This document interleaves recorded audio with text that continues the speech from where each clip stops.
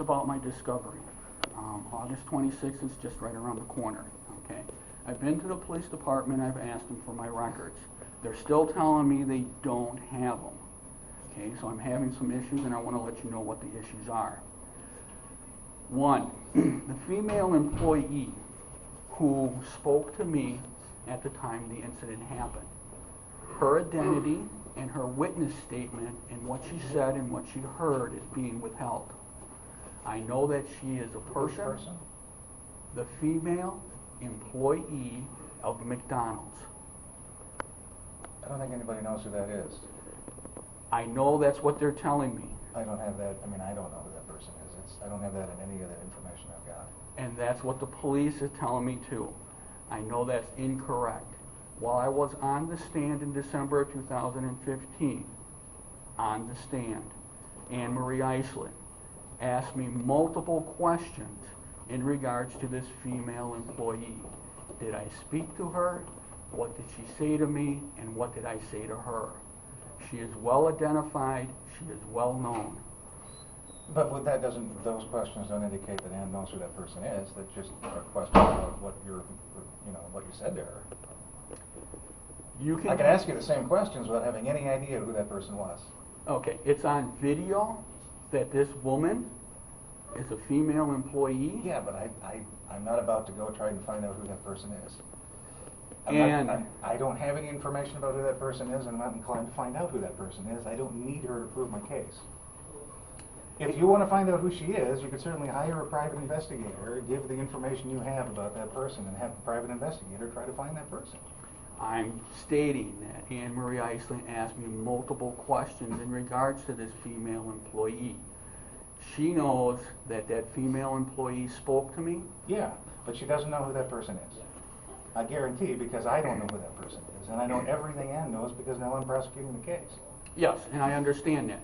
And I'm telling you that you do, and somebody knows who she is and knows that she's a female employee. She's not just a witness or a customer who walked off of the site and nobody knows who she is. She's identifiable. She's identifiable, but she hasn't been identified, not by anybody in the police department. And you used the statements that she had against me in court while I was on the stand.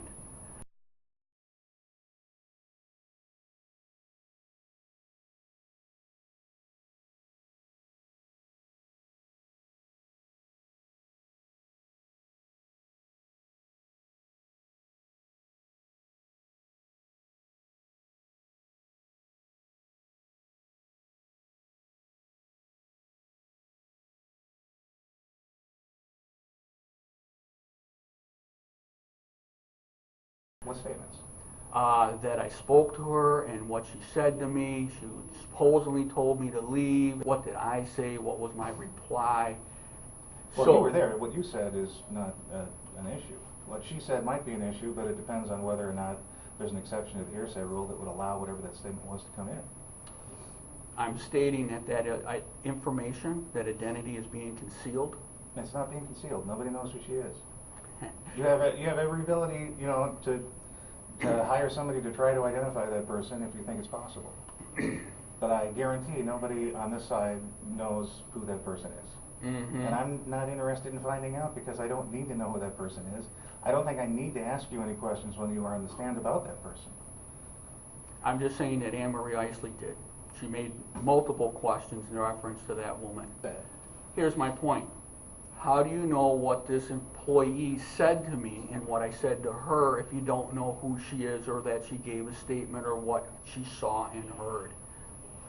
By asking you. Mm-hmm. Yes.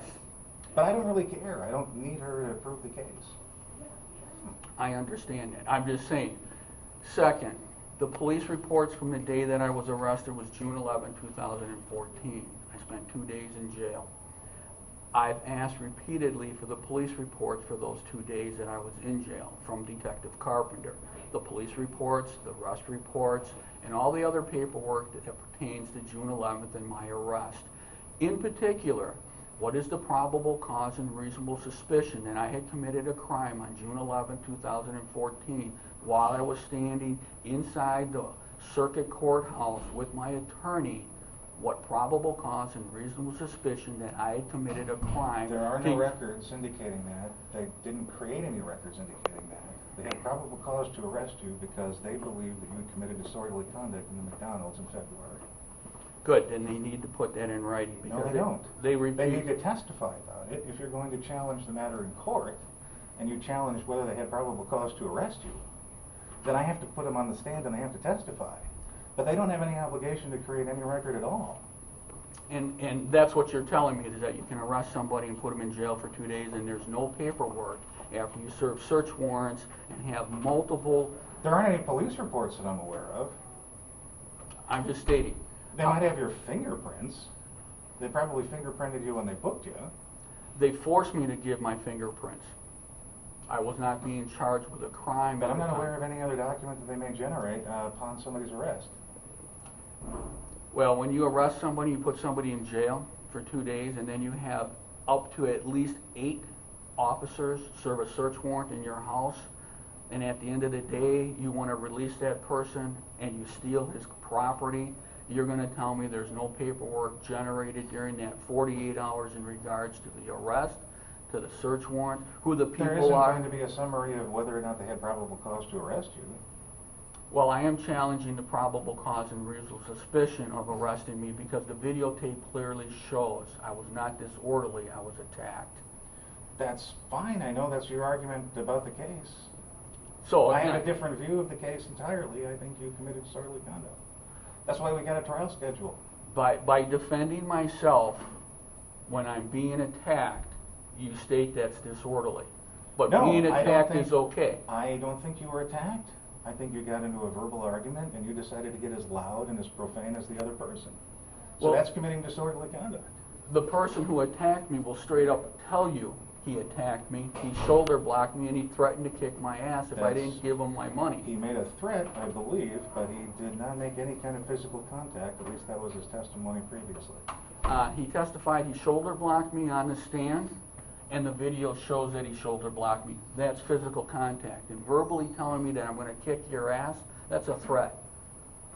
And I have every right to defend myself when threatened and hit. I don't think you have the right to increase your tone of voice and get just as profane as he was in response. You have many other options. You have the option of saying, whoa, I'm leaving right now. You have the option of not raising your voice. You have the option of backing up and saying, what are you doing, without calling him a motherfucker, without doing any of the things that you decided to do in that moment. That's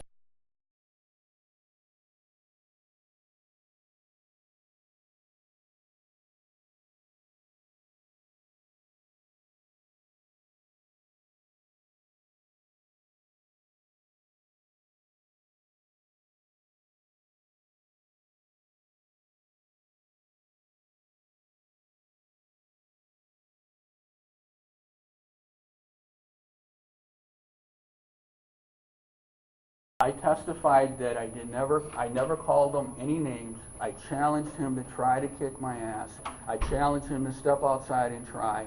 And I yelled in defense of myself to warn other people. You don't have the right to yell in defense of yourself. Yes, you do. No, yes, you do. You have absolutely every right to yell as loud as you have to when you're being attacked, to bring as much attention to the fact that you're being attacked. But you have the right to threaten him back, which is what you did. I didn't threaten him. I challenged him. I said, go ahead and try. His testimony is different. I never said. I'm saying that I have been back to the police department. I have been trying to get the identity of this female employee. The questions came up. I know for a fact that you guys are aware of her, what she said, who she talked to. She talked to me, what I said back to her. You're quite aware of who she is. No, I don't know who she is. Anyways. I'm aware that there were employees there. I think I am aware of who the manager is because he actually came and testified last time. He did. Yeah. I got every piece of information about who he is. I have no idea who any of the other employees were at Walmart. I don't know, honestly. Fine. And if I did know, I would give that to you because I don't care if you have that information. You have every right to have discovery. That's right. You have every right to make whatever argument you think is, well, whatever argument does not make or break my career. Correct. You know, this is just a disorderly conduct case. Correct. So This case if is I had- absolutely nothing. If I had that information, I would certainly give it to you. But I don't have it. I'm not inclined to find it.